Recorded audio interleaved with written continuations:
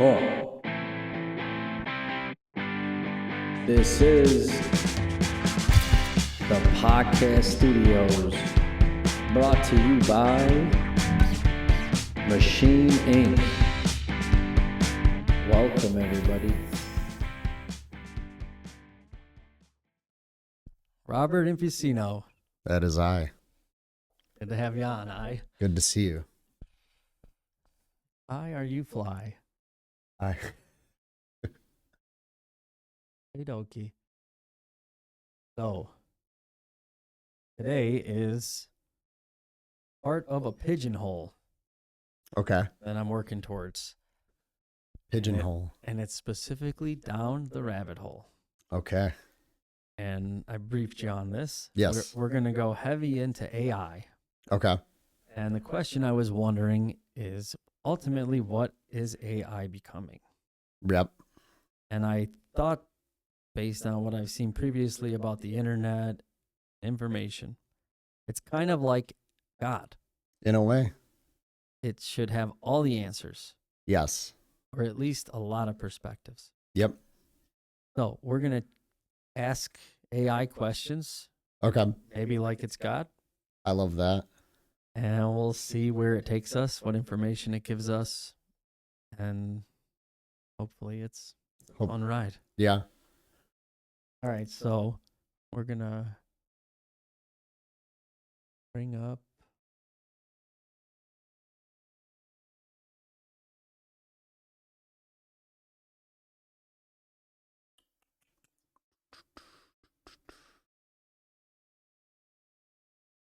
Here. There he is. All right, what are we asking Grok? Yeah. What kind of questions should we ask the Grok? What would you ask? If Grok was God, what would you ask God? What would you want to know? What is the purpose of disease? What is disease's purpose?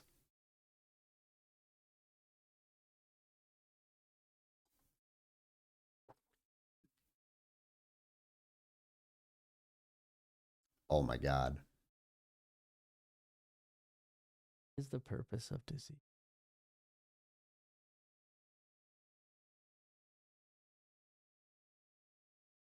And that's giving the description of disease, philosophical and alternative views. What is.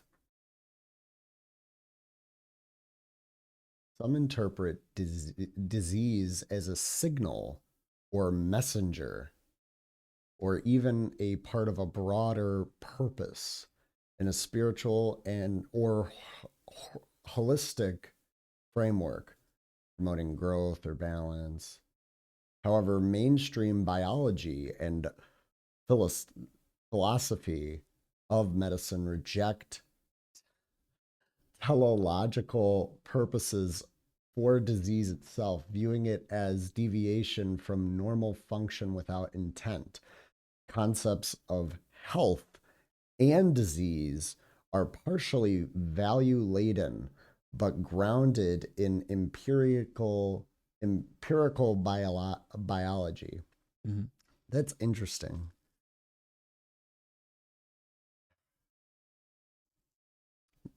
But then, yeah. Why do you think that is?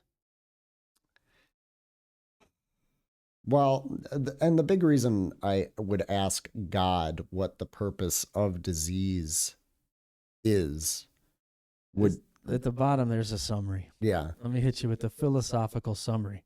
Yep. Disease exists because life is fragile and adaptive, not flawless. There is no grand purpose, just the consequences of biological processes. Preventing and treating it remains a key human endeavor. So I kind of like, do you think that way? I don't know if a lot of people do. There is no grand purpose. I think, would you agree with that statement? There's no grand purpose? I would say, I mean, yes, right? Because there is no real, and that's part of the reason why I ask it, I think a lot of people, when they think of like God, right? And they think, Like, why do we have famine? And why do we have all these bad things? And with that in mind, right, I'd like to think that maybe we have these struggles just because, you know, it's part of the human experience. Like, we're not supposed to always be healthy and good and feeling great, because it doesn't make you appreciate that feeling of feeling good. You know, I think the human experience is we're supposed to struggle and we're supposed to work towards something, or we're supposed to face challenges, you know. But it always makes me question why. Like, what's the purpose of cancer, and what's the purpose of, like, why are we supposed to? Yeah, I agree with you that, and I think the purpose, they're saying there is no grand purpose, Right. and it's just the consequence of biological process. So if something like that were to happen, there wouldn't be a purpose, there would be a cause. Right. And coming at it that way may be counterintuitive for a lot of religious ideologies, because people feel like life has purpose. Yep. They don't want to say it doesn't because they think it's valuable. Yeah. And I think that's philosophically just dependent upon how you interpret Yeah. or frame the situation or conversation. So there's no grand purpose. So, all right, what do you think the benefit, if there's no grand purpose? What it tells you is that biologically you're doing something that you shouldn't be doing, Right. right? So that means physically. Yeah. And physically you're, I would say, biology and environment. So you are ecology. Right. So if you're physically ecology, what do you think the best way to overcome those situations might be? That's a great question. The best way. What do you think the best way to overcome biological adversity would be? Um. Key points. Let's ask. I'm going to ask Rock. You think on that? Okay. No, I'm trying to think. So I mean, a lot of it comes from learning and knowledge, right? And understanding experiences of other people's bodies as well as our own. Because everyone's experience with their own biological makeup and like what makes their physiology and what makes their body tick, what works, what doesn't. It's important. It's why we need to listen to doctors, while we also need to understand the effects of certain food or certain movements or things of that nature. So I'm going to say, Oh, first yeah. thing it says, I was going to say like nutrition, like general topics, Yeah. you know, exercise. I thought I was going to hit on basic things, but I guess this is more pragmatic. Yeah. Oh, yeah. Avoid tobacco use. Yep. The You would first think. thing God tells you to do. Just like don't smoke. So the question was, what would key factors be to avoid biological adversity? Yep.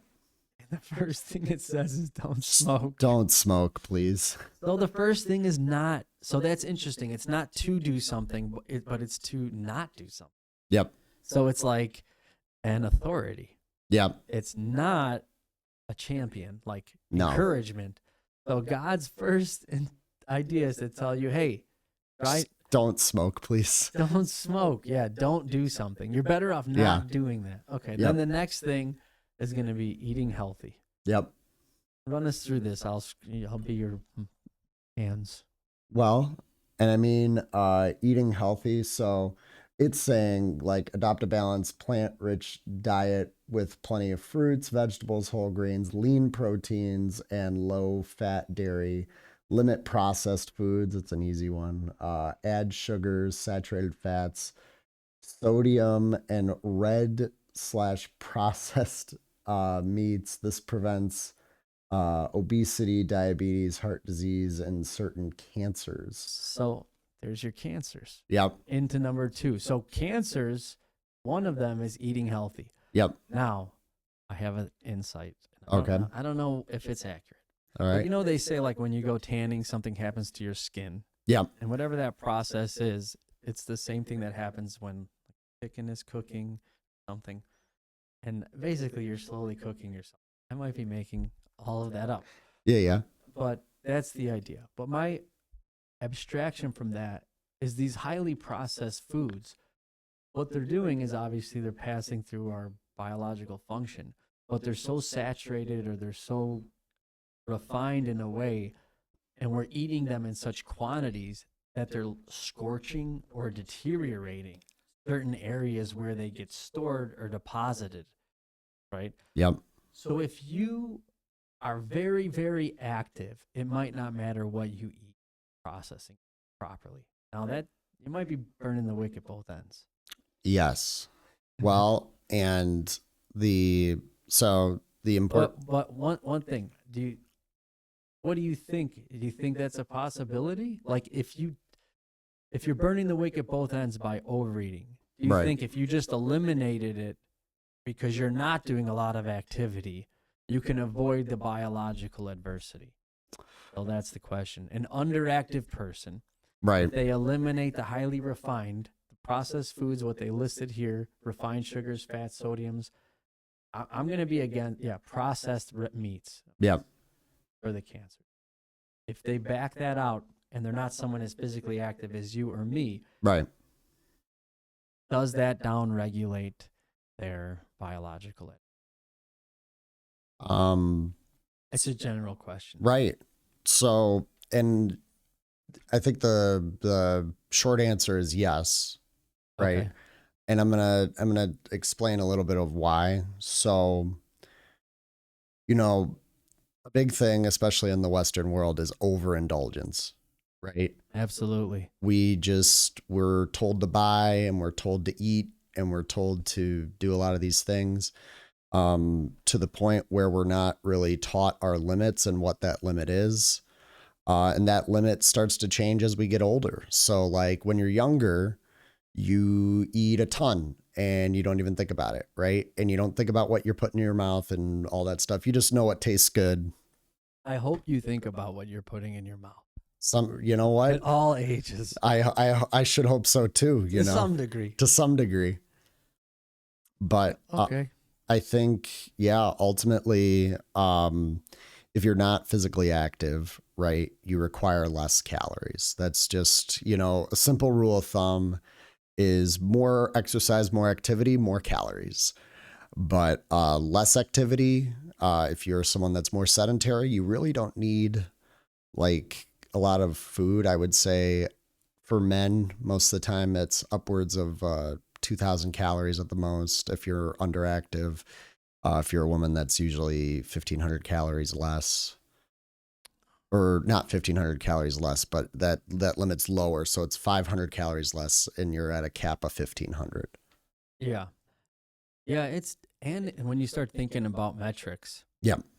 And what costs what, if you look at how much you could spend in a day. Yep. You spend it quick if you're not very considerate. You almost have to be a professional in the field. Yep. And you're passionate about it to really understand the nuance and cultivate or formulate a diet of some sort. Yep. Or let's say a meal plan of some sort, meaning diet. Yeah. So it's a lot of work in today's day and age. Yeah. And historically, it would kind of just be automatic because it would be part of how things happen. But now it's gone past it. It's kind of like, and I'll say this, back then, right? Just like how you're saying, back then, people Right. didn't need to think that much about their food, right? Right. And I think back then we didn't have enough of the resources to get as much food as we get now. When you think about it back in like the 50s and 60s, right? Mm-hmm. We didn't have that many obese people because people weren't spending a lot of money on food. I mean, that's one thing. And they were able to, make their food. There wasn't as many people going out to eat as much. People were making their food more often than not. But now there's such a rush and people are going from one thing to the next. So they like that convenience. They cook food, they order food. There is such a rush. It's such a rush. It's telling about society, but we are rushing and rushing and rushing around. Like every which way. But all right, let's keep through it. Yeah. But yeah, I totally agree. It's something that we should get back to because it kind of, maybe it'll come out. It has to do with maybe mental health or something along those lines. Oh yeah. So after eating healthy, right, they relist number 1. Yeah, I thought that was interesting. They don't do 1, 2, 3. They're like, hey, 1. Hey, 1. Again. So 1, 2, 1. So they, them, is that God? AI? We'll just say that's what it is for the sake of where this information is. It's genderless. So it went back. Yeah, So it it went back. regressed. That's kind of an interesting And the subtlety. next one is 4. And the next one is 4. That makes perfect sense. Oh yeah. Sure, you could rationalize anything. Yeah, So pretty here- much. Regular physical activity. Yep. Aim for at least 150 minutes of moderate exercise weekly.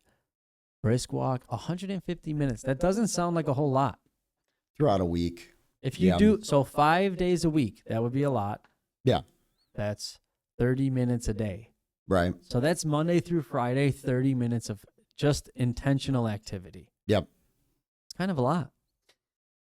If we're thinking about it from a like a workout sense, right? And I mean that's the distinction. Like if they're saying like brisk walking, things of that nature, I'm not sure if that's asking a lot, but for some people that are limited in their mobility or some people that are limited in their schedules, and I hear it every day as a trainer, that can be difficult for some. But 30 minutes a day isn't, you have to put a timer on, especially if you're busy.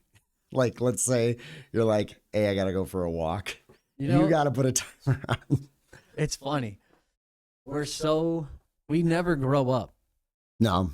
If you put a timer on, I don't care how old you are. It sets your mind at ease about what you're supposed to do. Yeah. And there's such a conundrum about what you should do for everybody, or Yeah. what I should do. Oh, yeah. It can help. It can help. It yeah. helps with productivity. A lot of people need the timer structure. Well, a success plan. And Yeah. I think it's what Jordan Peterson was really good at doing is forcing kids to create a success plan. And then once they had it, Yeah. it was in itself a seed that was planted for these individuals. Yeah. And that's what a teacher's supposed to do. They're supposed to evoke something of value from you. And that's what I want to show you tomorrow when we are doing some work. I think we're going to do. Cool. But anyways, so regular fit, that's doable. That is, I think it is. it's not a walk around the block. It might be a walk around the block and a half, right? Oh yeah. I mean, it's Well, depending. I 30 mean, who minutes. knows? Who Brisk. knows how? What do you call? So you how walk fast someone can go? You So know? you walk 15 minutes out. Yeah. That's the metric. 15 minutes back. You do that 5 times a day, and you eat relatively healthy. We are suppressing biological adversity. Yeah. All right. Keeping ourselves healthy. Staying healthy. Staying healthy. I love that it made these graphics. Mm. Either it made those. No. Okay. So it pulled them. That's interesting. So it pulled the graphics from a site. So that's the Sleep Foundation, Military Mom Collective. Wow. I don't know I if we'll get love into that. it today, but when you talk about graphics and AI, Yeah. I'm in love. All right, They but do so good. it's so amazing. All right, so moderate or no alcohol. Yep. So that's good. Don't need it, but moderate to low. So no smoking and no alcohol. Smoking is above alcohol, although I'm going to debate that. I would say you should say don't drink alcohol. I guess. Oh yeah.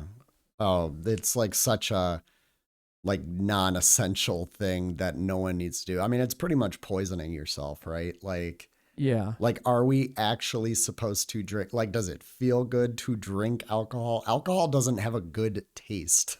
Yeah. Like, That was why my father used to tell me, he's like, I don't drink alcohol. I'm like, why? He's like, it tastes bad. yeah, You know, I remember one time we tried to get drunk on New Year's Eve or New Year's Eve. And yeah. it was like Sambuca. We mixed all these alcohols.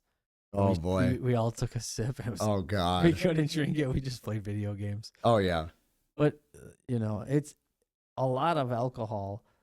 Alcohol is so cultural. You get told, like, you look at your, like, I feel like you look at the adults growing up and they're drinking alcohol. So what do? You're like, I want to drink alcohol. Yeah. Or you look at them smoking, right? Yeah.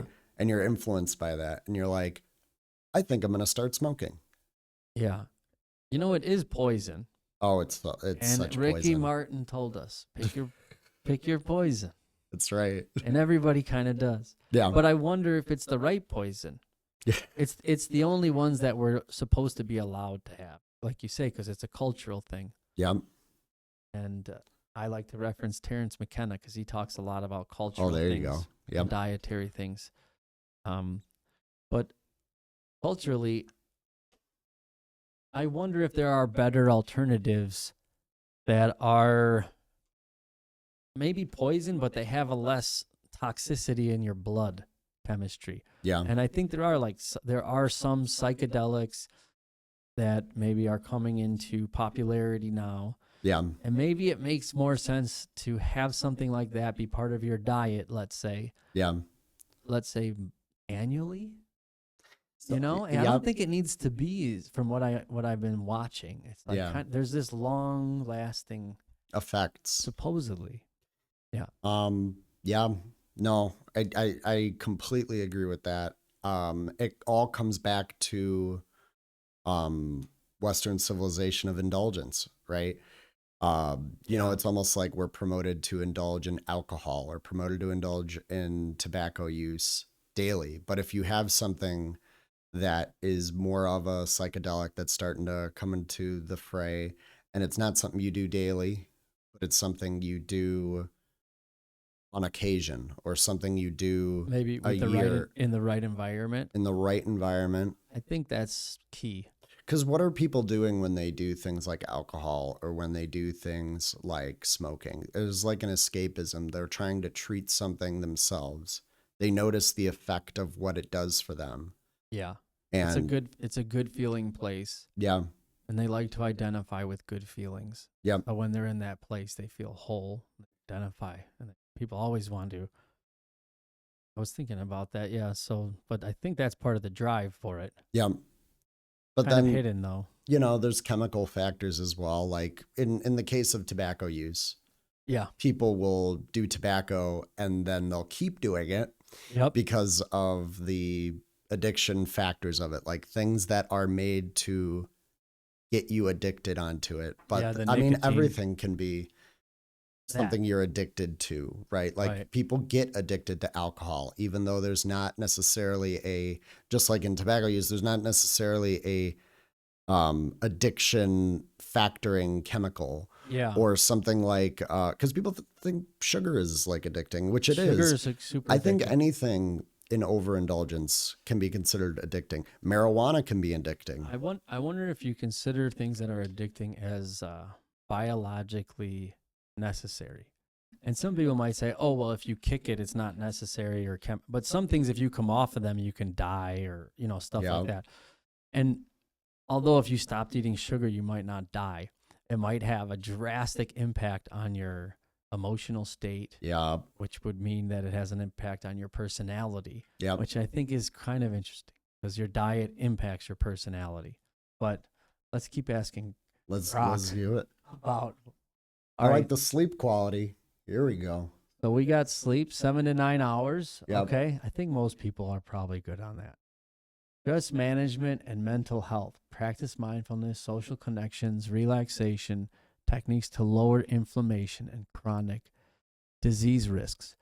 So, techniques to lower inflammation. To me, that is the spice of life Oh yeah, because I have so much inflammation. I'm inflamed. I am flaming. I'm flaming. Oh boy.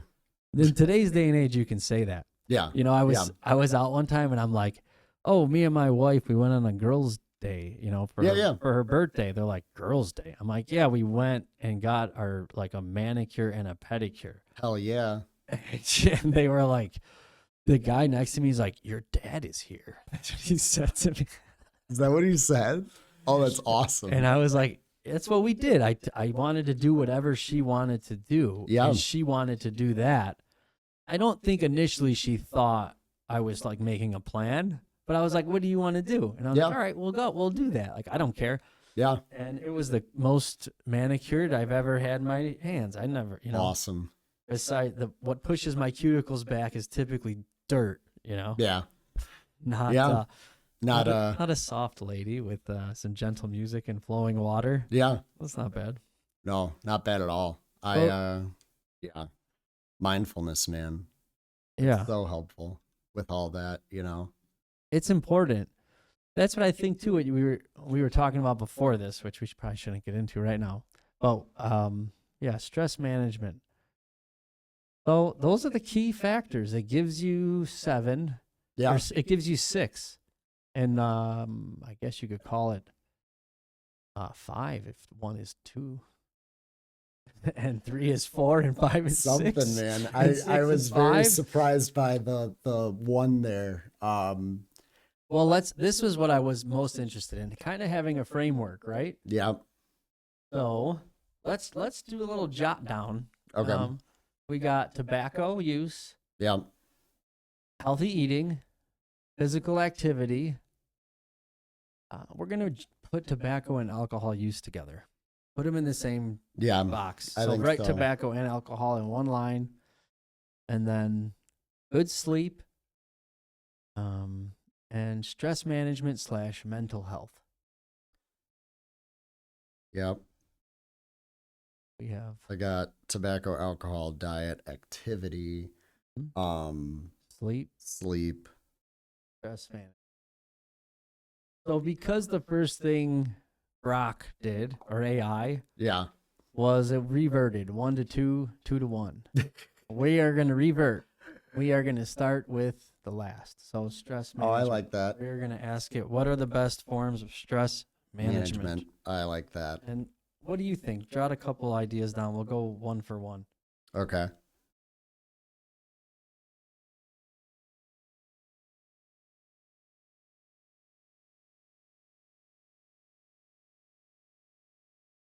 We'll ask for the 3 best.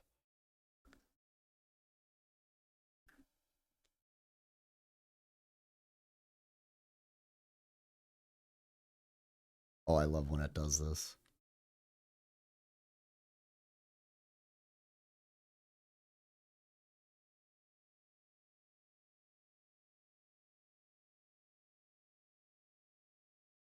I'm going to read. You keep jotting. Okay. I'm going to just I'm I going got to you. run. I'm going to start on the first one. Okay.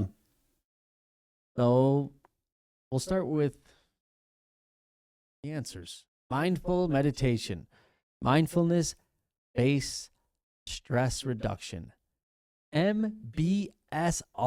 This is the acronym, MBSR. Mindfulness based stress reduction. Why is that a real acronym? Is I it believe it making is. things up? Okay. I believe it is. MBSR. So the present moment offered through guided sessions, 10 to 20 minutes daily. Studies show it structures brain areas in the amygdala, reducing activity. So MBSR, mindful-based stress reduction, reducing reactivity. It restructures the amygdala and prefrontal cortex.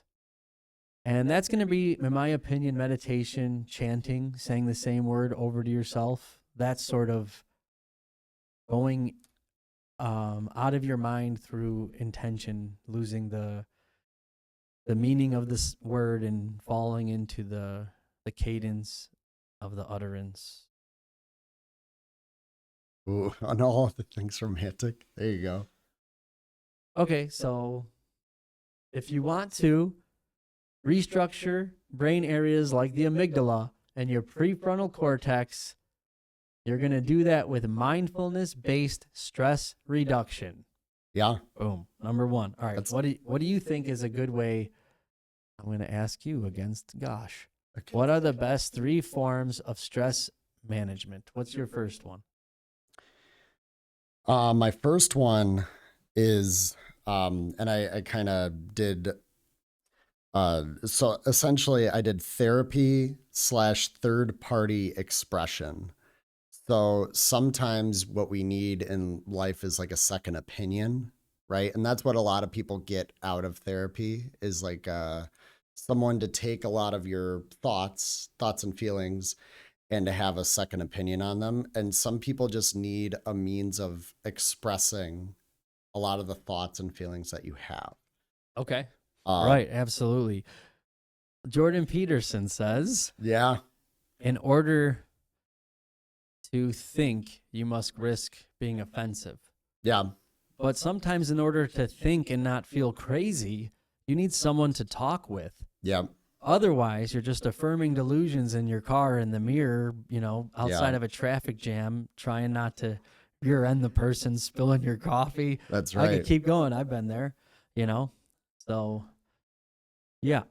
So after we go back to back, I'm gonna go into AI just for your 3 Okay. and see what it does to the brain. Because Yeah. it's kind of cool that it says the brain parts. Yeah, I know. I like that So, too. so therapy is one from Reflection of the Grok. Yes. All right. Physical exercise, Yep. aerobic or mind body like yoga / walking. Regular movement, 150 minutes a week. So same thing, 150 minutes a week. You're one of the most potent evidence-based methods, release endorphins. So any sort of intentional, I'm going to say sports counts for this. Oh yeah. Any kind of physical activity. I'm going to say stunting. Stunting. Counts. Yeah, I I'm know. I gonna like say- that. I'm going to say extreme sports. Yeah. And I'm going to group these right now. Extreme sports, BMX, Yeah. skateboarding, and inline. Yeah. Those are 3 extreme sports. Parkour falls into that. Yeah. Scooters fall into that. Yep. Those are all sports, extreme sports Yeah. for sure. And you got soccer, you got football, you got basketball, you got regular sports, Yep. you got extreme sports. You have weightlifting. What's weightlifting? Weightlifting would it's be a like, sport? it would be like, it's a sport. It's resistance training, right?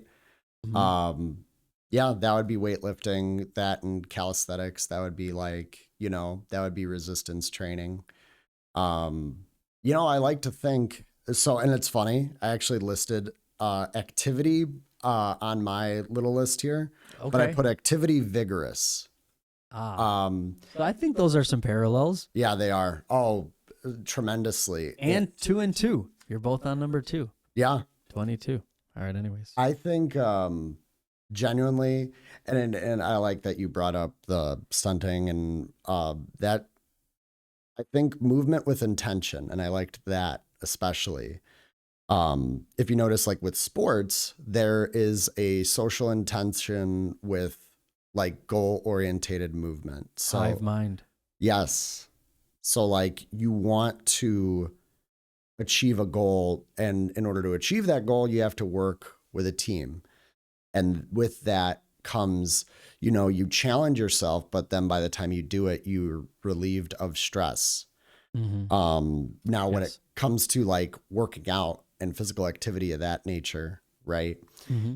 There is goal orientation with that. There is intention with that, but it also releases a lot of endorphins, and you're challenging your body and its limits, and you're getting a lot of that energy out. Because if we just sit all day, we don't feel good. We're not woken up. Like in my opinion, when I need to wake up, I need to exercise.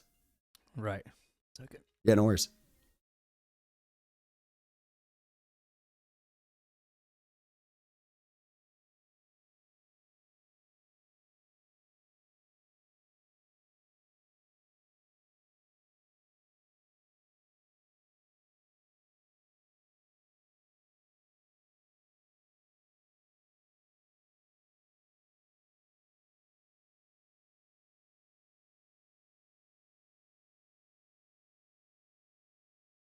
There we go. We're back. We're back. Sorry, I need my interface in the face. In the face. I busted the plug. But activity, right? I think activity is crucial in mental health, vigorous activity, because ultimately it challenges the body, and you want to challenge the body in order to stay healthy. It gives the body purpose. You know what I mean? Well, how about this? It's making me think. Activity, especially if you're weightlifting, you're trying to grow, typically. Yeah, typically. So activity promotes growth. Yep. So if you have injury, I would assume that you need activity to promote healing. Yeah. In a lot of cases. I'm not saying run on a broken leg. No. That's not what I'm saying. But activity does promote healing. Like activity promotes healing in my knees, in my shoulders as I get older, in my back. I find pushing past certain areas allows me to engage different muscle groups that I otherwise wouldn't. And it allows me to feel a different posture and still be balanced in the same more or less position. And you were the one that really opened my eyes to that, because I think in your gymnastics endeavors, and tell me if I'm wrong, you have to hold something past failure. So how do you do that? You have to recalibrate. And that is something that I believe is done. And if you have the ability to keep recalibrating, you might be able to hold certain positions for a very long time if you can do it to allow other muscle groups. But what is lost maybe is the mental dexterity that's required for that sort of independent muscular attention. Is very much a ballet. It's like a dance. It's a balancing act. Yeah, so I would say it's definitely going to be in that mindfulness category. Tremendously. They kind of spill into each other. And so we'll go to the third one here. Deep breathing or relaxation techniques. Diaphragmatic breathing. I have to stop right there. Diaphragmatic.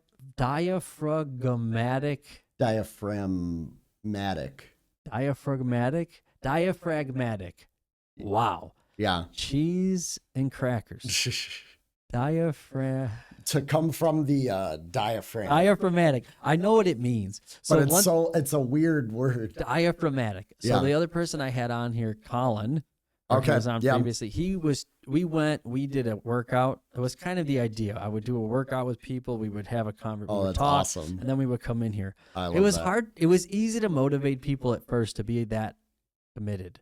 But as I started reaching out to other people, their willingness to do what I wanted them to do was harder to shape. Although there always is some interaction. But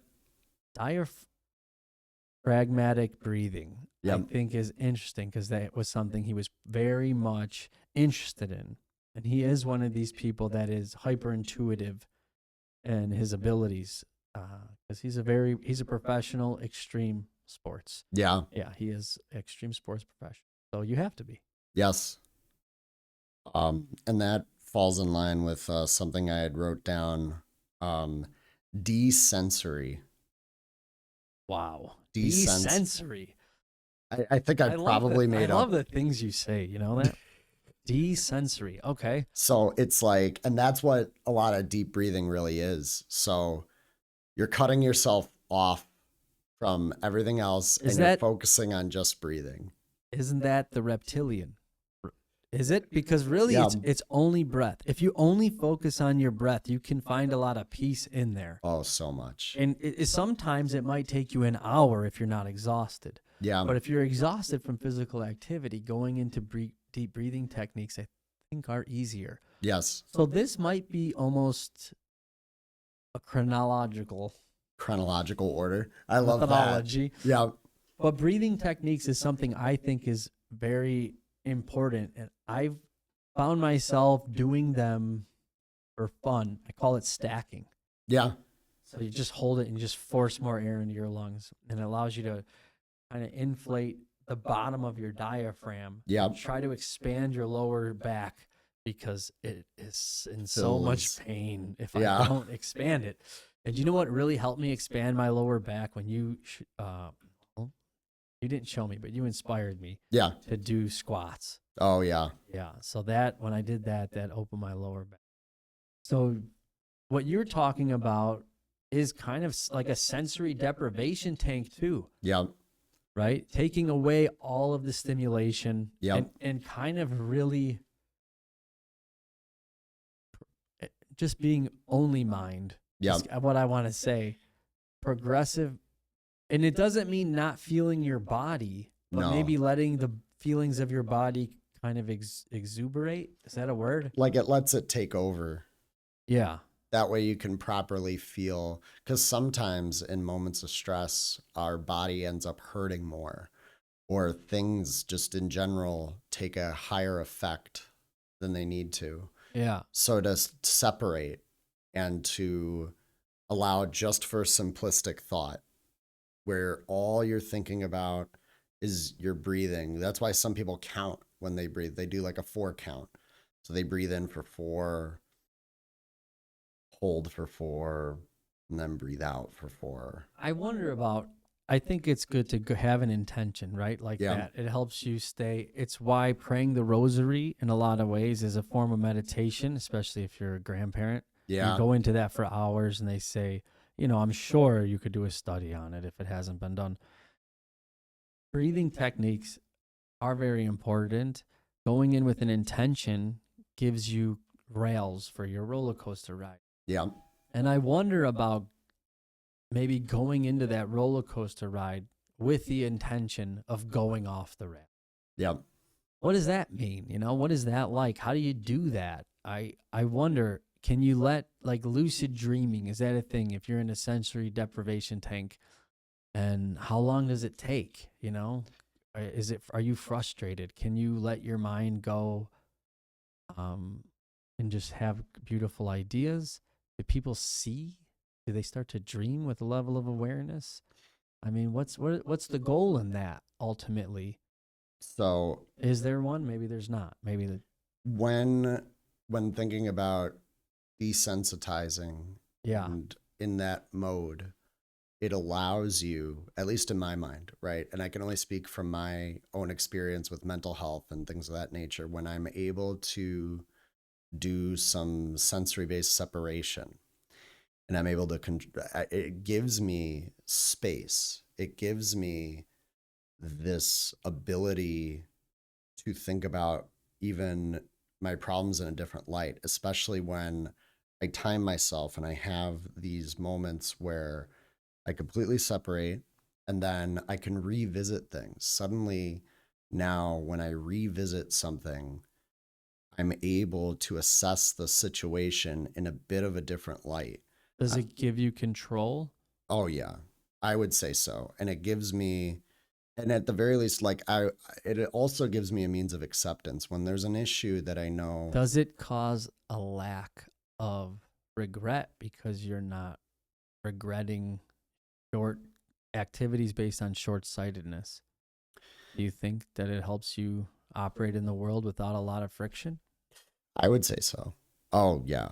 And I mean, because sometimes we end up holding ourselves back, like we're like, oh man, I have this problem. I cannot solve it. I cannot do something. So we're left stuck thinking about the things that we cannot do and the things we need help with. And we don't know how to get that help. But when we cut ourselves off and we allow for that separation, we're able to not let the emotions surrounding a situation impact us nearly as much as it does in the moment. So we're able to separate, we're able to reassess, and we're able to reflect, which is so helpful. I think for anyone that could be very helpful, because sometimes we just get stuck. Sometimes we, in our efforts to try to adapt, we're not letting ourselves adapt. Yeah. Does it Well, I want to stay on topic, but that makes me have a lot of questions, psychological questions, but Yeah. we'll stay off of that. All right. So let's go into your three. So let's start with therapy. So Yeah. how does therapy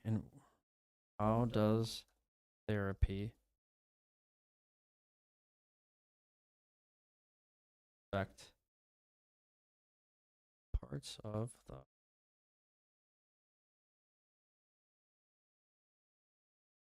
Oh, that's a good question. I love hearing that sort of justification. Rock is under heavy usage right now. Come on, Grok. See, Do a refresh. Just refresh the page. Bet you can trigger it.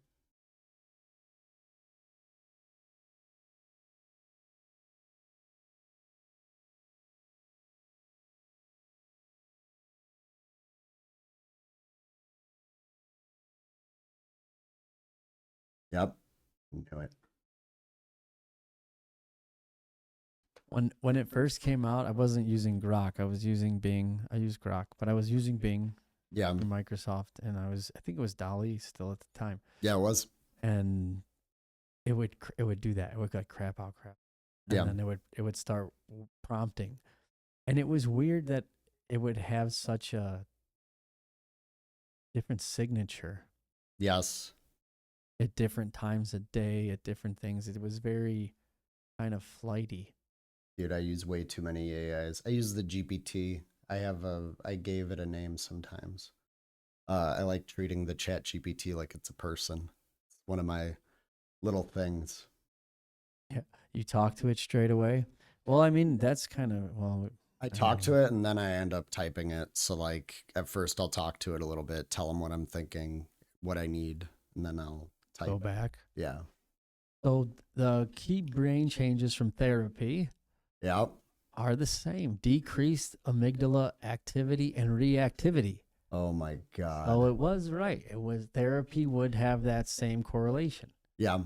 So it would result in a similar. I wonder how they Would it be a determine that. decrease of inflammation? I think they physically They have to connect. put it. Yeah, They have to do. I used to do this when I was a kid. I had neurofeedback and EEGs and stuff where they Oh yeah, put the stuff on your Yeah. scalp and stuff. you could buy those now and calibrate. Can them. you actually? Yeah, you can Oh, calibrate I it. want one. You could calibrate it to basically Oh. think your way into the internet. Oh, I need it. Yeah, I will pay all of the money for it. it's not even that expensive. How much is it? They're not expensive. Oh, come on. We'll get into that later. Oh, I need that so right. bad. Well, that's if you're trying to go into the metaverse. Oh my God, you need it. Yeah. Get that, some VR glasses. You're all good to go. Therapy reduces its overactivity. Yep. So maybe if you have PTSD, I don't know, but that's what this is saying, then you have decreased amygdala activity because you've expressed maybe a reverberation of this trauma to some degree, so it's downregulated it potentially. Yeah. That would be my Carpenter's evaluation. I like All right. that. Increase prefrontal cortex engagement and connectivity. So kind of the same thing. Yeah. So I guess what we're getting into a little bit, and I am totally making this up, is that there's a similarity between imagining and doing, Yep. right? And we know that. I'm not making that correlation up. No, there is. But that's how therapy works. It's almost an imagining, reimagining. So Yes. it like you said, it gives you that separation. So maybe what it's doing is giving you a separation from the event Yes. to maybe reapproach it, even though we can't change it.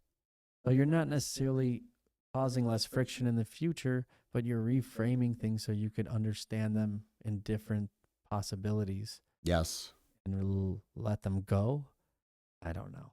That downregulates inflammation. Well, and if you notice, it says studies on CBT, which stands for cognitive behavioral therapy. Yes. Now, I'm someone who had CBT. Okay. CBT is essentially, you know, when people do the like therapy when they they show it in movies and they do all that stuff. That is essentially CBT. It's an analyzation of your behaviors. And, the therapist asks you questions and they have their interpretation of what it is that you're talking about. Yeah. Okay. So they're using microelectrical signals to document your brain's activity based on how you're responding to certain things or how you're moving, if you're throwing something, right? So Yeah. I think in a lot of ways they're trying to see, is there something long-term, or is there something that's oppressing, or what is taking place that's, I don't know, is it caused by a concern? I don't know. It depends who's around you. But So behavioral analysis, right? So cognitive behavioral therapy, picture it like, they're just trying to get a better understanding of why you do the things you do and why you think the way that you think. is that even possible? How the hell can you It's try to say and why? it's really not, and it's not. And in the they're grand trying scheme to of call things. that a science? I know, right? No, I don't know. It's so yes, and it's That seems, I'm not saying you shouldn't try to study it. I'm sure they've done great things for a ton of people. but it's different for everyone, right? Yeah. And I think it's just and it goes back to it just being third party or It just second seems so opinion based. it seems so anecdotal. I mean, they study habits, and that's ultimately I what it comes down to. I guess if you're doing something that's detrimental and you can't stop it and they don't Yeah. understand why. They have to try to come up with reasons. It's kind of like throwing darts at a dartboard, like maybe it's this, maybe it's that. I learned I myself, due to my own trauma and things of that nature, find that I end up having I have like a doomsday schema. Okay. So my schema is, and a schema is just like a thought process. Mhm. And one of my schemas is myself not feeling like I'm doing enough or feeling like things are just going to go wrong. Like I immediately think that I'm doing something wrong, or I immediately think that everything's just going to fall apart, right? I have a doomsday schema. Yeah. I'm always anticipating something bad. Yeah. So with my therapy, But isn't that human nature? Isn't that how we survive? Because if you didn't anticipate things that were going to go bad, they might go bad real quick. I mean, you might just cross the street and not look. I mean, right? So Well, there's a distinction. So with myself, it can be to a point like I'm sure you've seen people that are very overcautious. yeah. And my schema in that, like a lot of it comes from my own trauma with looking at other people and experiencing the things that I've experienced. And it can be debilitating. So you end up not taking risks, or you end up being almost in a way frozen. And that's debilitating. Like it's ineffective. You end up being a less productive person when you're in a state of anticipating something going wrong or something going haywire. Yeah. Or things falling apart. But sometimes that is that same thing that gives you the space to not cause a lot of friction. It's a but- double-edged sword. Yeah. So like It's kind of a mature way to process things. But if you get stuck where then you're not part of the social environment because you have all these ideas and you feel like as though you haven't been able to be part of the conversation, and right, that might happen. right. But you don't want to say something that's going to offend somebody. There's the whole, so it might lend itself into scenarios like that. Although I don't know how common that really ends up being. I mean, I don't know too many people. You can't just hang. I don't know anybody. I Most people mean, you can. I mean, you'd be surprised. There are people with substantial social issues that feel like that ultimately don't feel like they can be around people, and they feel like they cause a problem. So what do? I mean, they freeze. They don't socialize at all. And I mean, I know a lot of this, and like some of that comes from a lack of confidence, and some people just have that trauma where But is that temporary? Would you say you were like that or no? Because I've never met anybody like that unless I mean, I don't know. I mean, they don't, it's not something that immediately makes itself present, right? Well, okay. But It might just be how they feel, but they still operate in the world. right. Okay. And maybe I should have made that clear. So yes, ultimately a lot of people to a point will typically go through the motions and they'll still operate, but there are certain things that hold people back from doing certain things. For myself, it's difficult to feel like confident. Confidence is a big issue for myself, and it still kind of is. And my therapist was very curious about that. My therapist didn't understand why, like, you do all these things. What is the issue with confidence, and why are you so afraid of certain things? And we broke it down, and he's like, I think, your schema sometimes is this anticipation of something going wrong. So you feel a certain way, you get anxious or you get depressed because you're always anticipating these things. And it's not necessarily a bad thing, kind of like scaling back to what you were saying earlier, like the preparation feeling is ultimately a good thing. Yeah. But it's also something that can debilitate you and can make you frozen in a moment where you're challenged, where you need to be in a top means of performance. And although you think it's going to help you, sometimes it causes a lot of other problems to come about. Yeah. I like the idea about confidence. Yep. Because you could look at that in a lot of ways. Because confidence doesn't mean necessarily confidence in yourself as being like accepted. It could mean having confidence in the things you respond, knowing something. There's a big value when you can confidently tell yourself when you know something and when you don't. Yeah. And a lot of people, they gray that line. Did I turn this off? Did I unplug this? And they go, yes. And if you don't know, that I think that's okay. People, you're not going to know everything all the time. Nope. But there are some things that you should have the wherewithal to say, yes, I remember that clearly enough to say yes. Yep. And if you don't know, it's okay to say no. And people want to always be the one that says, oh, yes, I always know clearly, right? Or you meet people, they're like 80%.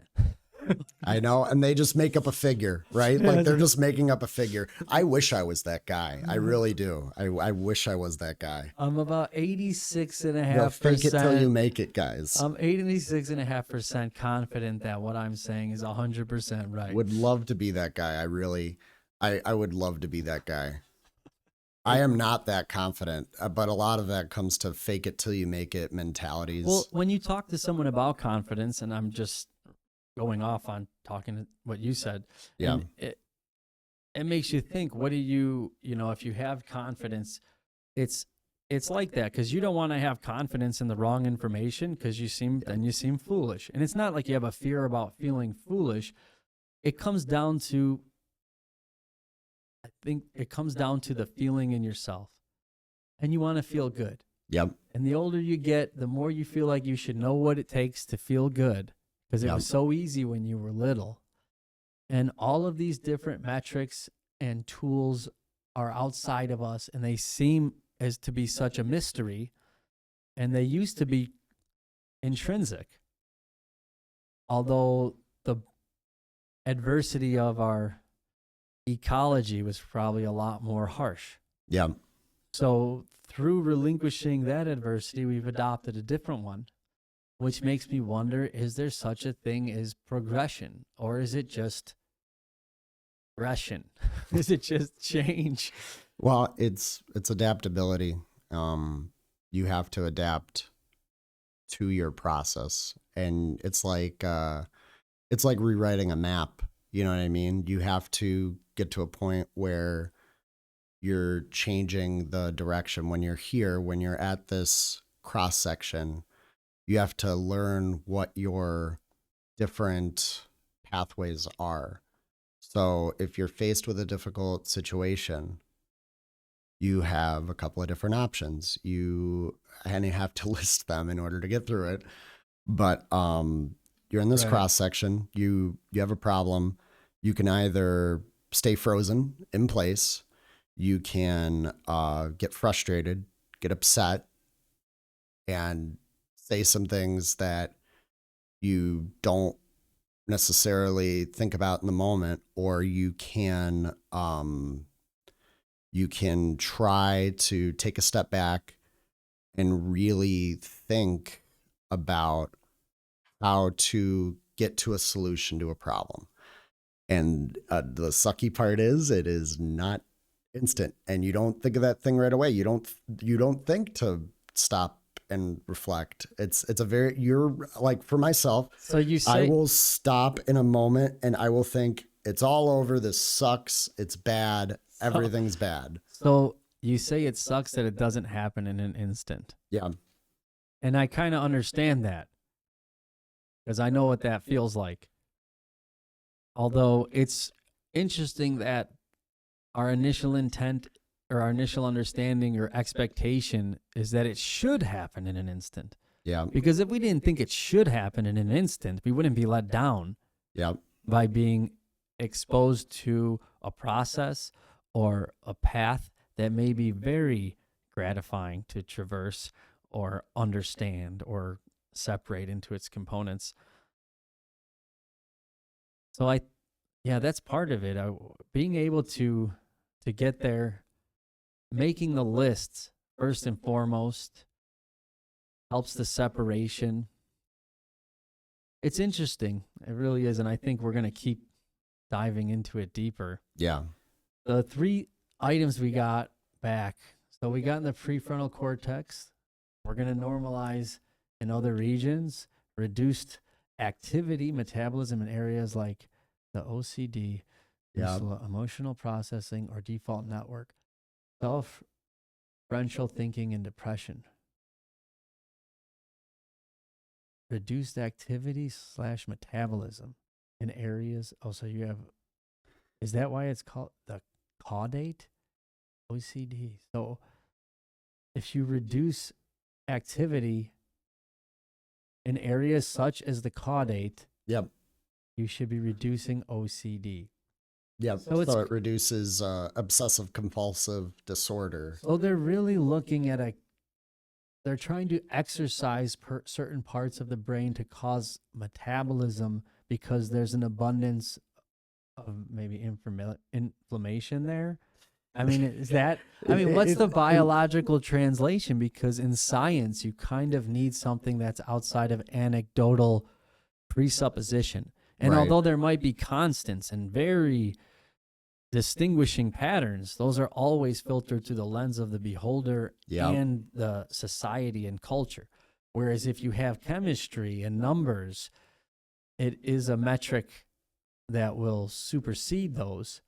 And it would be interesting to know if that's really what they're trying to do, because ultimately what helps is a downregulation of inflammation. And this is saying that exercising these things downregulates those tendencies. Yep. Okay, so does downregulating the tendencies mean downregulating inflammation? Now, does that also, now you're working at like healing something kind of, you're keeping it active. Yes. But why is it inflamed? Why is it already bulged, right? And then they think it could be what? Psychoanalytical? It could be completely biological. Can Well- you change your diet and then have less inflammation in your amygdala? Well, I don't know. well, and Maybe. so what this is going into, and this is a huge other part of cognitive behavioral therapy and other therapies, is strategizing. So you're challenging your thought patterns. So myself, But let me just, yeah.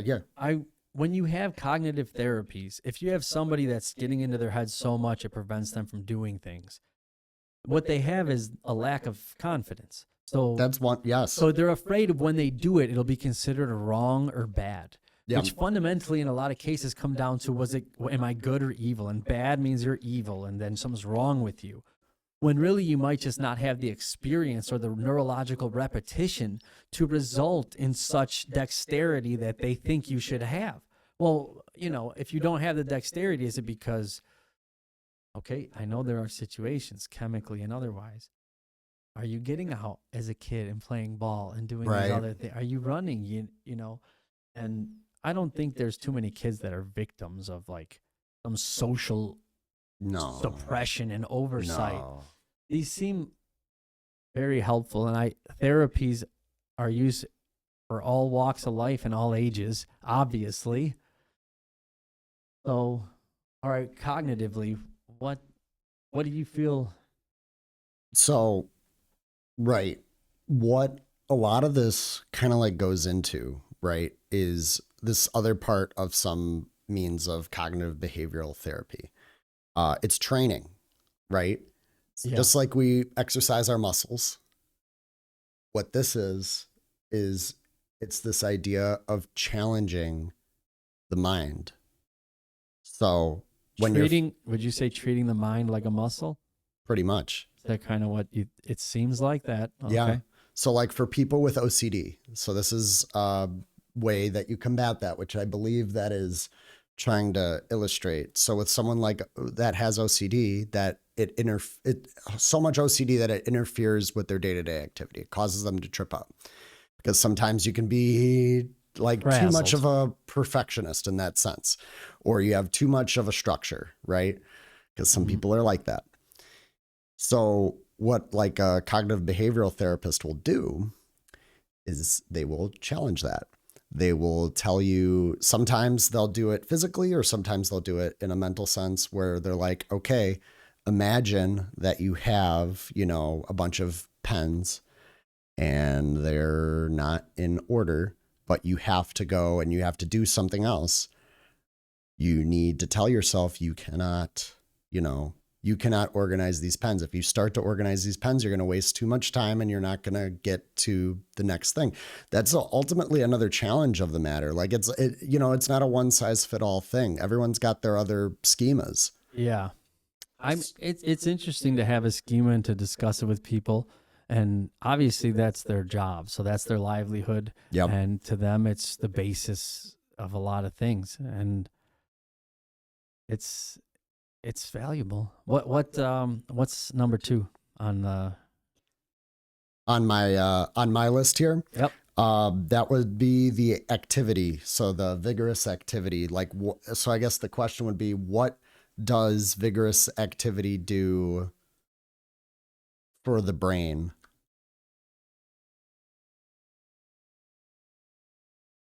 We'll bring it all back to the brain. I like that. Yeah. Yeah, I really like that you asked that because like it does it helps me better understand a lot of it too, and I think it'll help other people to understand what it. Yeah, there you go. Simple and saucy. I love the sauce.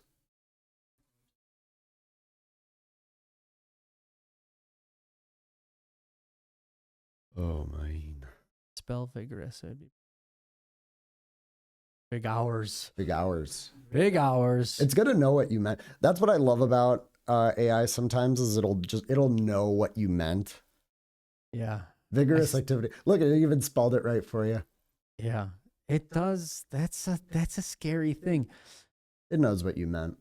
You know, if you're reliant on a therapist to Yeah. help you cognitize solutions that feel valuable, Yeah. then a therapist, a physical person, is almost part of your psyche. In a right? way. It's outsourcing certain responsibilities or certain means of reflection to an exterior, Yes. which I think is great. Also, I think it's great if you could vibe with your tribe. Yep. You Oh know? yeah. Now, if your tribe got you into some trouble, maybe Then you're a you gotta therapist. separate. Like if your tribe is your drug dealer, then we gotta. Yeah, that you we don't want to gotta- vibe with them. Or it's the guys that are at the slot machine places and they're telling you, oh yeah. Yeah. put $20 in. I was just thinking about it's kind of like, all right, you get all these slot machines, and it Yeah. always comes from a sign of like, it always comes from like a virtuous place. Yeah. It's not virtuous, obviously. You're not. It's fun. All right, we're not gonna get into that. No, no All worries. right, we're gonna keep it on tap. Because we're in the land How of does- slot machines. How does vigorous activity affect the brain? Pinky in the brain. We'll talk about the moral conundrums of slot machines a Oh my different day. God. So But bad. what's interesting is that it allows people that manufacture slot machines to really have a lot of fun because they have a surplus of money. So they have the much. ability to develop touch screens Yeah. and interfaces. So that's where I think the value is. Because imagine, Oh, good. I got a keyboard and all this, but imagine Yeah. this was just a screen with a 10-point touch, and you know what I mean? I could nice. automate this so much more beautifully. Oh, yeah. Yeah, and I could have another screen. You know, Oh, it's I all gotta, about I gotta send you something. yeah. I'll show you that later. I gotta send you something because I found one.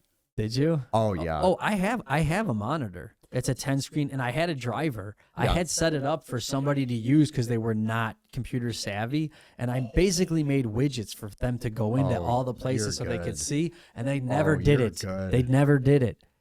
I set never- it up. They never opened it. I showed them one time. They never opened it. Oh my God, it's so nice. It was though. awesome.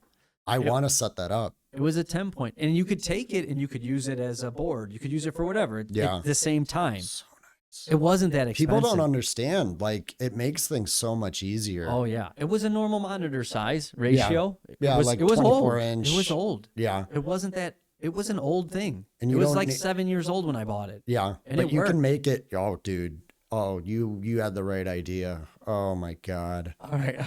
So let's keep asking God here. Yeah. Vigorous physical activity. This Yeah. is Robert Joseph. What do they think that does? Dramatic boost in brain-derived neurotrophic factor. Oh my God.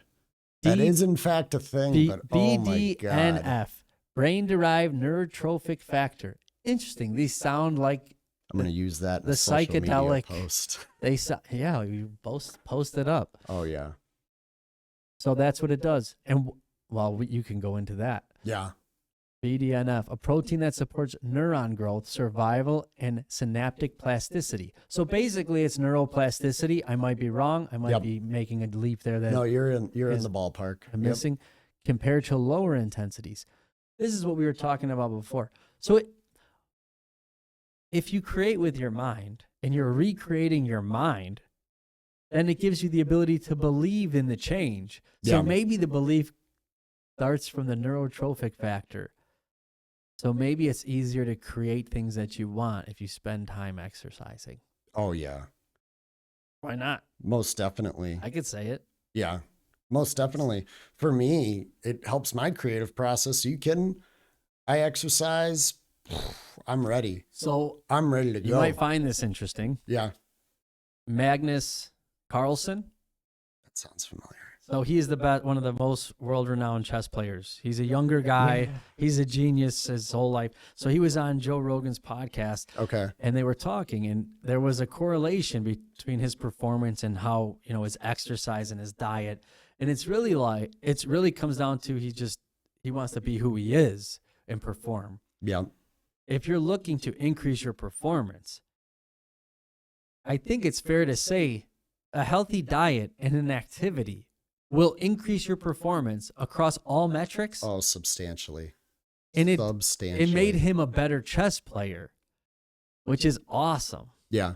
I thought you might appreciate that because it makes you smarter. Yeah, it does. Well, it makes your brain function better. That's why older people. So I work at a place now that helps like older individuals. Yes. And they're finding that physical activity and a good balanced diet, I mean, it helps with longevity. Like they can live a longer, healthier life if they incorporate that. Bursts. And I know, Bursts. and it comes And down I know we talked about that where does it it do? boosts the testosterone. Boost the testosterone. That's awesome. Make- And it makes you smarter. All Yeah. right. So, well, I don't know if that's true. It depends. Smarter is a subjective. It's Reinterpretation. functionality. But I got to tell you, I can actually adhere to this. So there was a time where I was doing video games while on the Stairmaster, That's awesome. I'm Wait, gonna when tell did you. you used to do the Stairmaster for hours, I still do Stairmaster for a half hour a day. half hour a day? That's a lot. It's awesome. You'll be rolling at 50. I did it for 15 minutes with your sister. We would go, Yeah. and at the end of 15 minutes, you're pretty loose. You're turned on, you're relaxed. You work your You're legs not too. you're not afraid of what you say, Yeah, it's so nice. But I was playing video which is games. something people do. Dude, I was playing Apex Legends, which is like a shooter game and stuff. Yeah. I won 2 to 3 games. Oh, Dude. Yeah, it was Oh my God. And then Tetris. You did better on Tetris? Oh my Yo, God. What if we did Mario Wars, but on a treadmill? Dude. So Dr. Mario Wars, you see how you play, you put one person on a treadmill? We Yeah. could gauge metrics in such a it's fun so way. Nice. That would be so much fun. I All right. perform so much better at video games when I'm on cardio. I don't know what it is. I want to say so many things, and we'll say them. I'll tell you when we're done. Yeah. I will, because they're inappropriate. And I want to start making things a little more appropriate if I can, and not say like so much. All right. Structural brain changes and neurogenesis. Okay. Consistent, vigorous activity increases gray matter volume, especially in the hippocampus. This is what they talk about with the older people. Yes, that's So- a thing. So if you overdo it, is that what this is? No. This, It increases gray matter volume. Isn't that bad? Don't No. you not want gray matter volume? no, you want, so you don't want your brain to shrivel up and stuff. This helps the brain. So the kind gray of- matter is not shriveled up? Yes. All right, we'll This have to, especially helps if the with development of the brain, pretty much. especially in the hippocampus and prefrontal cortex for executive function. Man, I wish I was a neurosurgeon. Promotes ideally you'd want to be a good trainer to have people avoid ever needing a neurosurgeon. Yeah. Promotes new neuron formation, neurogenesis, and enhances white matter integrity. Okay, so it underpins white matter. Yes. Neuroimaging studies link higher fitness levels to larger brain volumes and better connectivity. Okay, so I thought that was a degradation at first, increasing gray matter, but gray matter enhances the white matter integrity. So I'm going Incredible. to say it underpins, Yeah. because I am a carpenter. No, You're I'm a not. carpenter. I can be though. Yeah. But that's what engineers do. Architects, they underpin things. Okay. Improve cognitive function and mood. There we go. So you get a boost in your mood. Acute sessions enhance attention, processing speed, and executive function immediately, while long-term vigorous exercise reduce cognitive decline risks, boost mood via endorphins and dopamine, lower stress hormone impacts. It often outperforms moderate exercise for faster, stronger gains in shorter sessions. So that's good. Yes. And we're going to be good and bad. We're going to say, God, that means good. You do that, Yeah. you're good because you feel good. Yep. It's going to be hard to do bad if you feel good, Yes. I think, because you don't need anything. No. And dude, it keeps you at top performance. I'm going to Peak. tell you, peak performance, top of your game. If you can keep yourself performing at a certain level without hurting yourself, Yes. you're golden. Well, that's the point I want to get to with you later, and we're going to go out probably and do some other videos. Oh, hell yeah. I'm going to call it a symbiosis of ecology. Okay. So you become fully acclimated, but it requires a level of sweat. Yeah, it does. It requires a layer. A layer of stress. You need to put your body under intentional stress. And I think it's biophysically because it's another level of adaptation and sensitivity. Yeah. I think it is chemical. Well, think about I think it's soldiers, true. dude. Like, soldiers are trained in a way where they have to make accurate decisions in the moment. They have to, so in order to do that, they put them through these drills where they have to make quick decisions. Yes. And so in order, See how they react. dude, top performance. It's so nice. How yeah. does positive reinforcement affect the brain? Yeah. Last reflection from From Josh, yeah. who Robert Joseph. Yes. Let's do it. And we're almost at an hour and a half. Good for this. Oh yeah. Key brain mechanisms. It Positive really- reinforcements. Man, Grok is on another level. It gives you all these graphics, bro. That is so nice.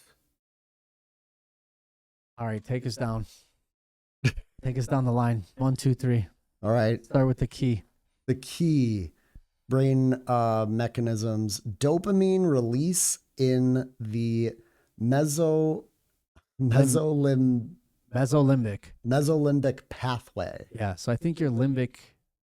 Anyways, I don't know much about the brain. I won't go into that. But yes, okay. So positive reinforcement triggers neurons in the ventral tegmental area to release dopamine, which travels to the nucleus accumbens, part of the reward center. This creates feelings of pleasure and reinforcement. Huh.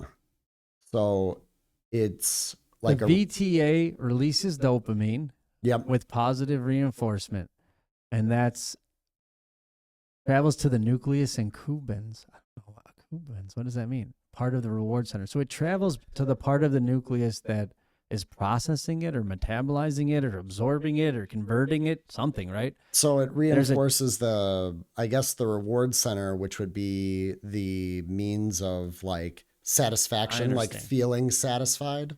So the main point to take away, it's kind of a form of irrigation. And the more you reinforce those pathways, Good your analogy. dopaminergic pathways, Yeah.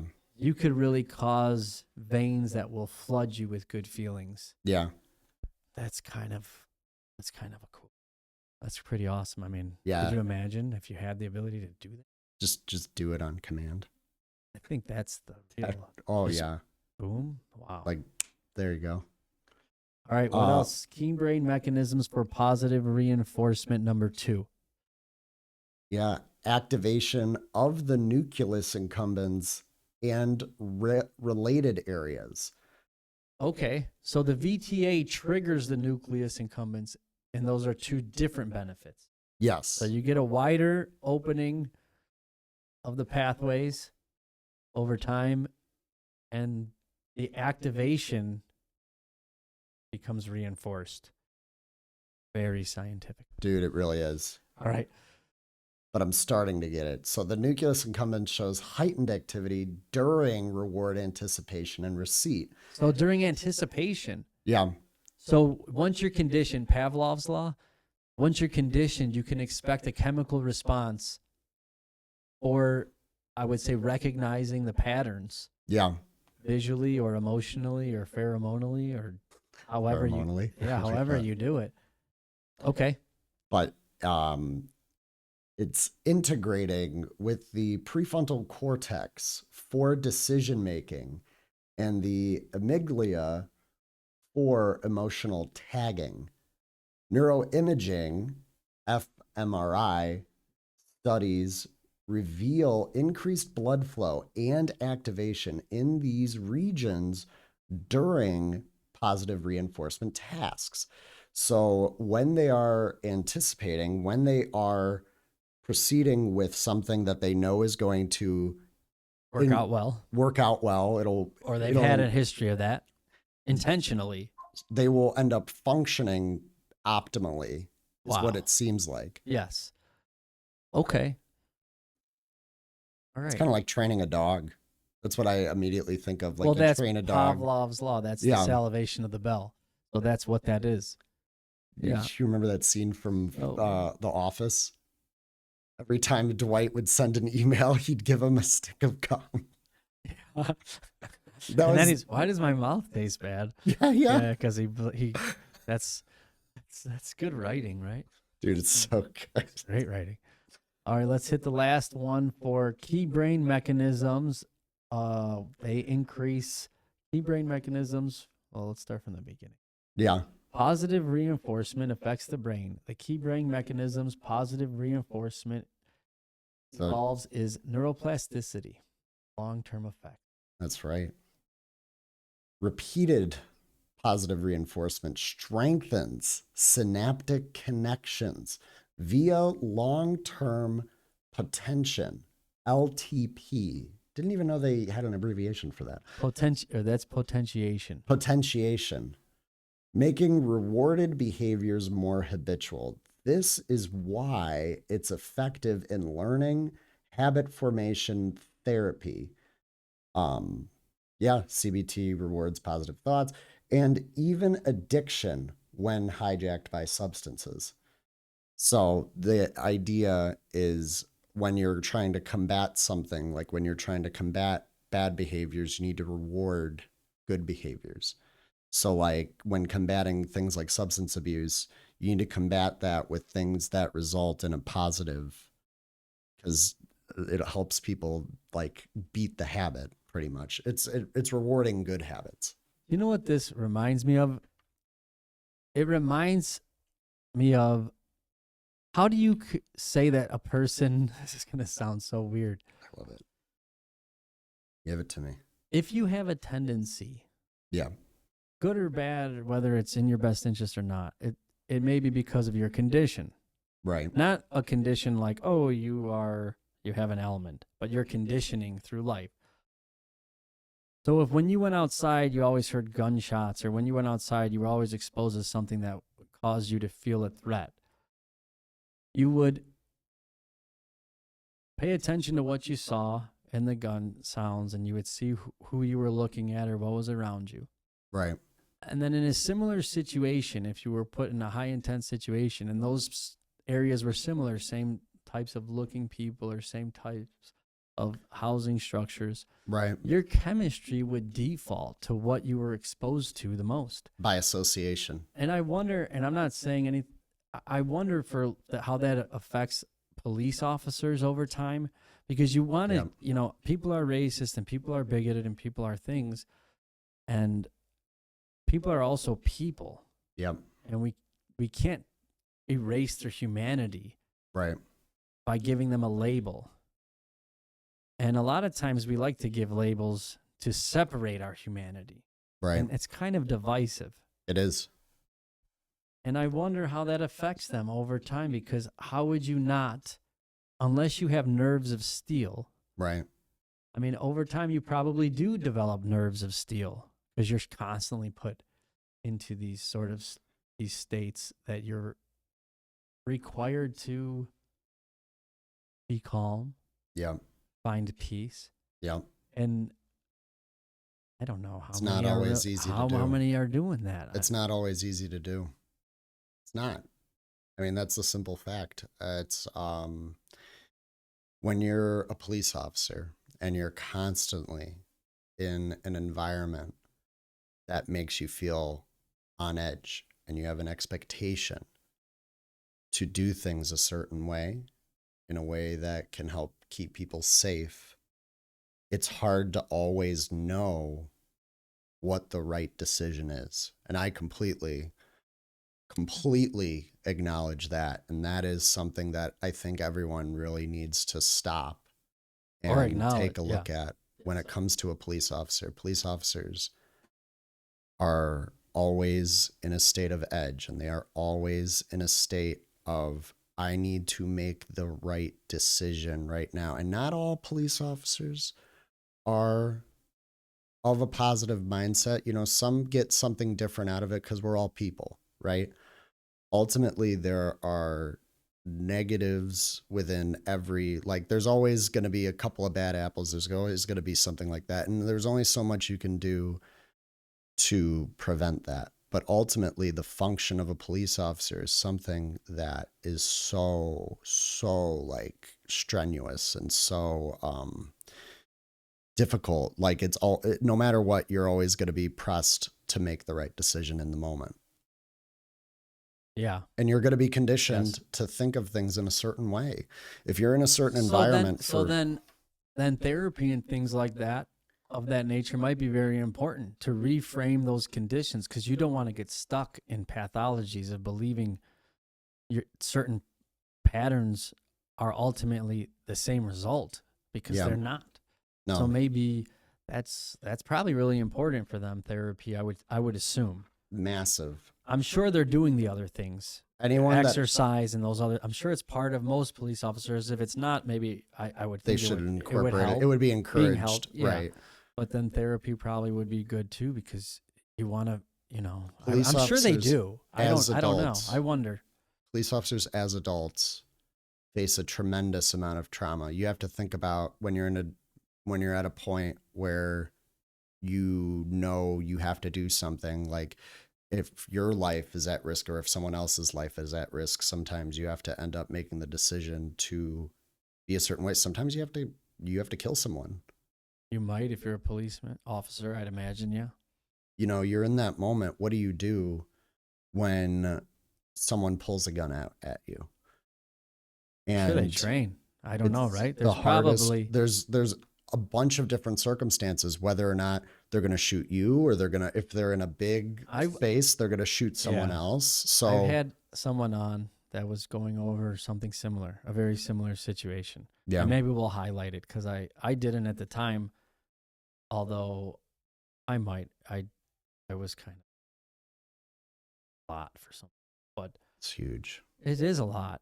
It's a lot. So much. All right. Let's recap. Yeah. So we started off asking God, or asking the internet, treating the internet like it was God for our yeah. answers. Yeah, I love that. And we came to the first question of what is the purpose of disease from an evolutionary perspective? It gives life meaning Yeah. because intrinsically, according to the report from the references, life doesn't have a purpose. Right. So I would say somehow disease gives life purpose. That doesn't have to be cancer. I'm going to break it up. Dis-ease gives life purpose in some human way. Yeah. I would think that could be debated Right.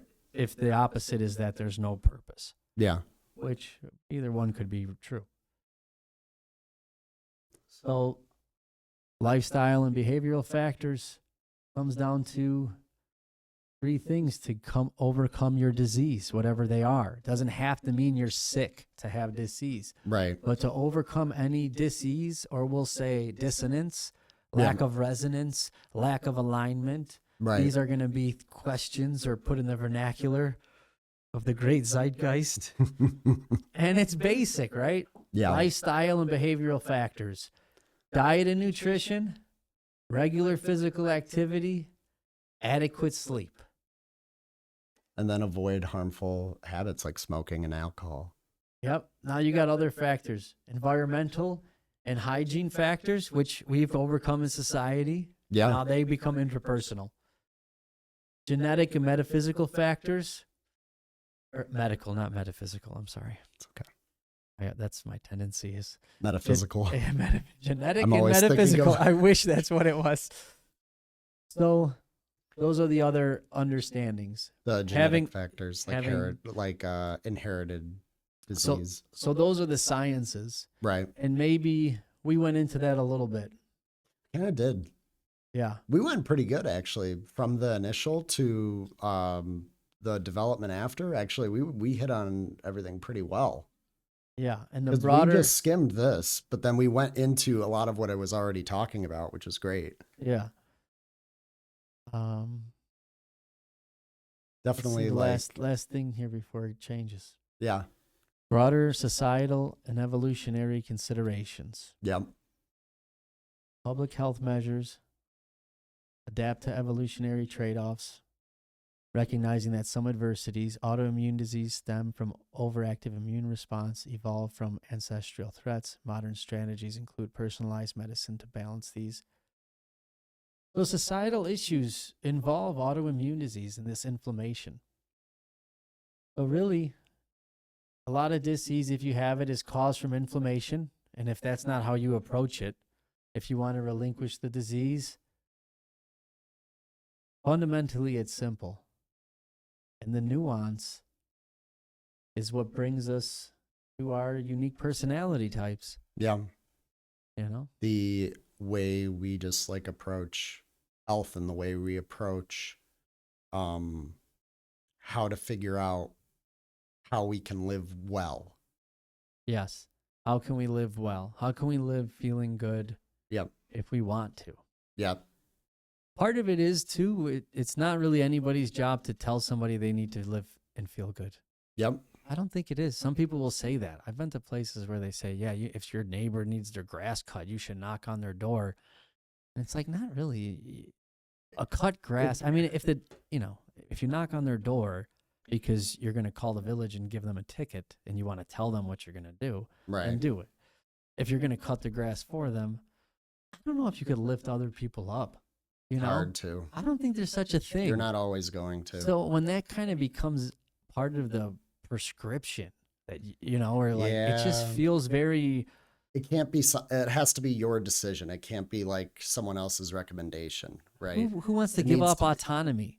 That's part of the reason they don't want to cut it, because they Yeah. want to do whatever they want. Well, There's a lot of value in feelings of autonomy, whether it's imagined or otherwise. well, it's funny. I had to do the snow the other day at my dad's house because they had to. They left me to watch the dogs, but in order Okay. for me to do that, I had to do their snow, right? Mhm. So I did their snow on their driveway. And then I was very motivated. I decided to do the end of my one neighbor's driveway. His name's Hector. He's cool. I did the end of his driveway just to get all because you know how the snow scraper comes by and he just, he piles it on the end of your driveway. So I did that. Then I kind of got on a roll and I decided to do a couple of my other neighbors' driveways of people that were older that I knew were going to kind of wait till the last minute until they were going to get it done. But then, what sucks about society is I'm thinking to myself after the fact, like, did I just screw someone else out of work? Doesn't that suck? Like, I should feel good that I did something nice and then I did something good. But then I'm thinking to myself, oh man, is there a negative consequence associated with doing a good thing? Did I just take someone's snow blowing job away for them by doing it for free or whatever? And that sucks. Like, I should feel good no matter what doing something like that. That's where probably talk about it on a different day, yeah. but how do you? That's where empathy doesn't serve. It's not serve. Empathy is not always self-serving, and it's not No. always otherly serving. No. Because what you're doing is you're being empathetic for a dream, Yeah. right? Someone that might never see it, and that's totally normal for people to think or have a thought about that. Yeah. And it is important to understand yourself and have confidence. Yeah. And some things you will always just try to see the other side of, because we're human. Yeah. So I think, yeah, that's interesting. Yeah, it is. I like this. I like to like. I try to put empathy down when I can because there's such an inflation of it. Yeah, I know what you mean. Overly empathetic. Why do I care how you think? I mean, it's so hard to figure out how I think. Yeah, And right. trying to anticipate I'm supposed to be able to do that. You can't always. It's kind of it's a weird expectation. It's got Salem witch written all over it. Yeah. You can't expect people to anticipate your feelings so you don't have to have bad emotions. And that is a very adolescent frame of mind Yeah. that's reinforced with instant gratification. It comes with the idea of you can't help everybody, even though people expect you to help everybody. You can't. You can't make everybody happy. You can't do those things, because if you start to do that, you set yourself up for failure and you set yourself up with negative emotions because you can't. Like, Well, you can't make yourself happy. yeah, Right? exactly. You have to focus on making yourself happy initially, because in order for other people to be happy, you got to be happy first, Yeah. I think ultimately it would make people very happy to help other people. Yeah. And there is such a way that our mind works. Maybe it's that breathing mind, or it's just breathing. Yeah. And if you let it talk, it would tell you all the paranoid things that you should watch out for. Yeah. And suppressing it and letting it be still is good to practice. Yeah, it is. Although projecting into it for the sake of humanity and creativity, Right. I'm not sure is necessarily a bad thing. I don't think you could wipe out negativity. You're not going to have a battery that's only positive. It wouldn't work. You can't always have, you don't challenge yourself when you're not faced with your negative emotions. And, negativity is not unavoidable, and you can't force positivity.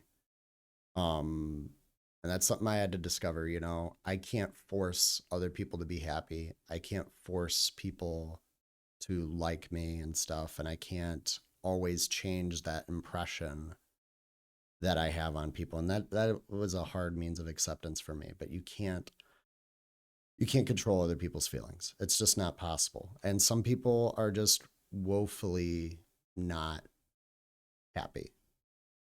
Yeah. Yeah. What you're starting on feels like a journey at the footsteps of authenticity. And we're always there. We're always at the beginning, in the middle, and at the end. Yep. Because you can't not be yourself. No. And being your authentic self is a strange concept. Because what am I but accumulation of my experiences? And what are my experiences but mostly other people? Yeah. So to be most myself, I have to be like everybody else. Isn't that crazy to think? What a conundrum. What a conundrum indeed. It's true. It's fun to think about. It is so true. Well, that's where we find the commonality. Yeah. It's in those sorts of doubling back on language. Yeah. And leaning into humility a little bit and smiling, being a little weird. Yeah. Breaking the ice. It feels good. It feels great. When you don't force yourself to follow the guidelines of what people think should bring you happiness or joy or responsibility or what's just important. Any kind of, all these. It makes you feel good. It's all instinctual. It feels authentic.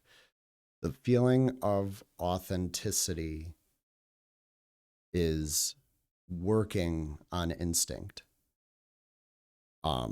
Instinctually for me, I wanted to do people's driveways. Instinctually for me, in that moment, I wanted to do it because I thought to myself, man, if I wasn't able to do my driveway and someone decided that they were going to do it for me, I would feel good. I would get a sense of relief. This would be something that would help me. Where there were moments in my life where I wished someone could help me in a similar moment. So with that in mind, I decided I was going to help someone. In my life, I could have used a lot of people to go, and some people did, to go a little bit of that extra mile for me. One thing my son has brought up recently, oh yeah, and helps us move into different topics, is momentum. Okay.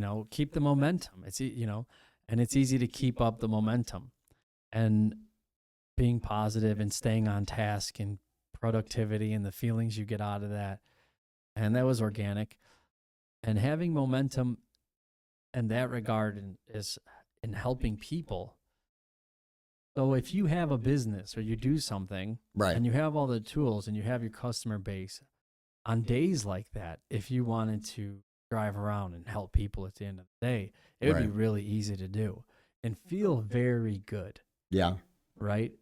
And not to say that I'm not trying to discredit it like as it not being selfless or helpful. It doesn't, you don't always have to frame it as far as what I'm getting out of it. Right.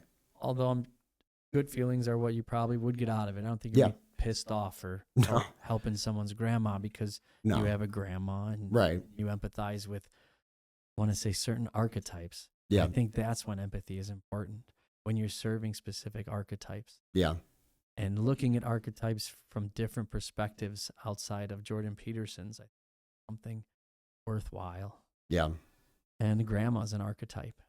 Yeah. And I find myself in situations where grandma is any grandma, and she looks at me and she knows that, and she treats me like a grandma treats a young man or a middle-aged man Right. or an over-the-hill Hell, man. Right.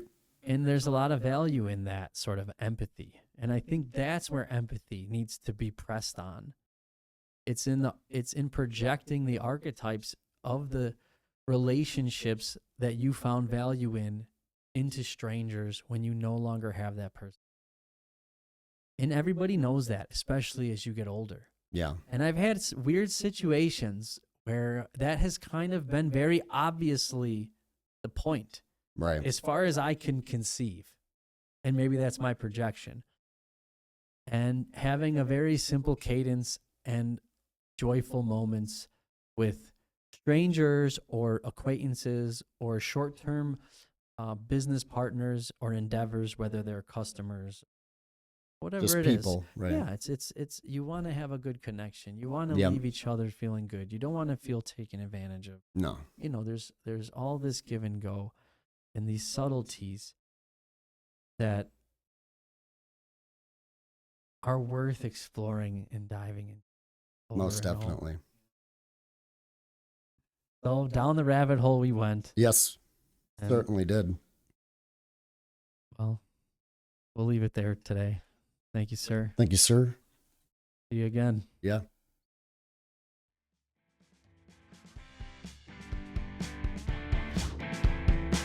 Thank you everyone for watching.